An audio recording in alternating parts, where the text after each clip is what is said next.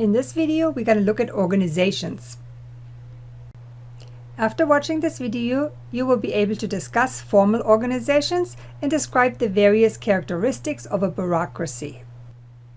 A formal organization is a group designed for a specific purpose and is structured for maximum efficiency. So think about the post office or even McDonald's or a hospital or a university. Organizations can vary in their size, specifically of goals and degree of efficiency, but all are structured to facilitate the management of large-scale operations. And ascribed status such as gender, race, and ethnicity can influence how we see ourselves and how others see us within a formal organization.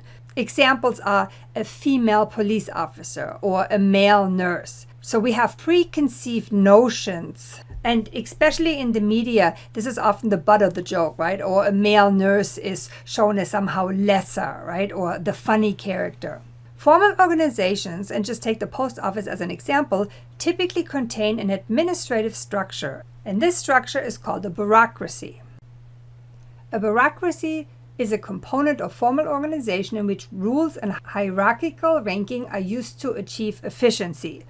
So it's a large-scale organizational unit that, at least in theory, obtains maximum efficiency while attaining relevant objectives. So there is a way to do things that are assumed to be highly efficient with an end result in mind. So again, think about the post office. You wait in line, the clerk takes your package, he weighs it, puts a stamp on it, you pay for it, he takes it into the bag, it gets sorted and shipped, it gets to the destination, it gets sorted and delivered. So it's very efficient, it has clear objectives, right? Getting your package from point A to point B. Max Weber first directed researchers to the significance of bureaucratic structure. He saw bureaucracy as a form of organization quite different from the family-run business. For analytical purposes, he developed an ideal type of bureaucracy that would reflect the most characteristic aspects of all human organization. By ideal type, Weber meant a construct or a model that serves as a measuring rod against which actual cases can be evaluated, and we looked at this in a previous chapter. He proposed that whether the purpose is to run a church, a corporation, or an army, the ideal bureaucracy displays the following 5 basic characteristics: a division of labor, a hierarchy of authority, written rules and regulations, impersonality, and employment based on technical qualification. So if we look at the first point, division of labor, again, we already looked at this in another video. So that's specialized experts that perform specific tasks. Hierarchy, each position is under a supervision of some higher authority. When we look at written rules and regulations, so they are formal rules, they are regulations and procedure that everyone has to follow. Impersonality refers to the idea that everyone is treated the same way, so it doesn't matter who you are, who you know, what your race is, what your gender is, what your disability is, everybody is treated exactly the same way. So that's impersonality. And then employment based on technical qualification, that's based on merit and career. So you have a certificate, you have a bachelor's, you have a master's in that area, so therefore you have the technical qualification to get hired. So it's not who do you know, but it's what do you know. And these 5 characteristics of bureaucracy developed by Max Weber more than 90 years ago describe an ideal type rather than offering a precise definition of an actual bureaucracy. But when we have this ideal type, we can now take places like the DMV, like the post office, and we can say, okay, how close are they to this ideal type? Let's look at each of them in a little bit more detail. What Weber describes is the ideal type of a bureaucracy. So in this ideal type, we have a division of labor where specialized experts perform specific tasks. However, the reality often looks very different. While they are usually very efficient, bureaucracies are not without significant dysfunctions. Since everyone only does one little part of the larger, in theory, well-oiled machine, only doing one task removes any connection this worker has to the overall objective of the bureaucracy, and this is what's called fragmentation. Also, doing the same task day in and day out can lead to alienation, a condition of estrangement or disassociation from the surrounding society.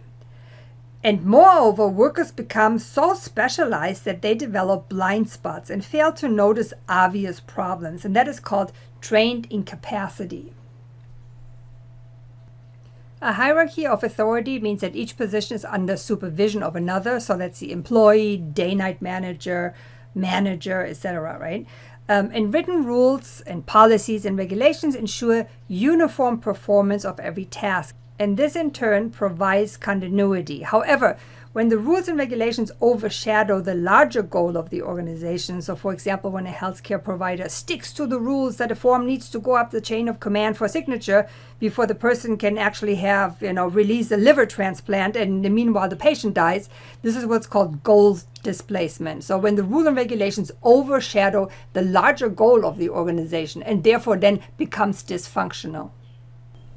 When we look at impersonality one more time, Max Weber wrote that in a bureaucracy, work is carried out sine ira et studio, without hatred or passion. So bureaucratic norms dictate that officials perform their duties without the personal consideration of people as individuals.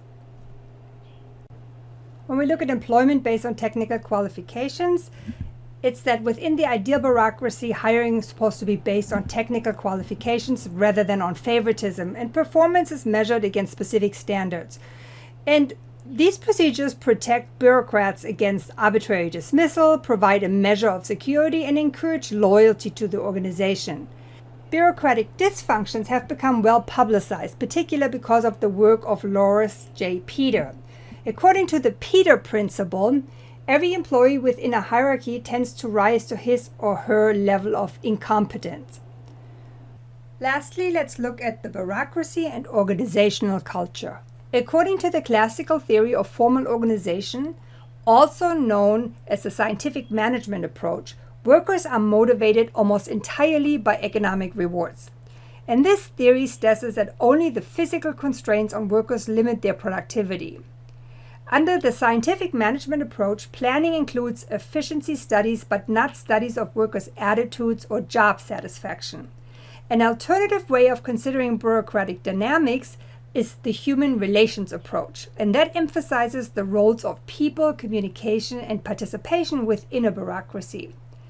Today, research on formal organizations is following brand new avenues. So some of them are the recent arrival of a small number of women and minority group members in high-level management. In large corporations, the decision-making role of groups that lie outside the top ranks of leadership. The loss of fixed boundaries in organizations that have outsourced key functions. And then the role of the internet in influencing business and consumer preferences. If you have any questions or need help, please email me anytime. I'm here to help.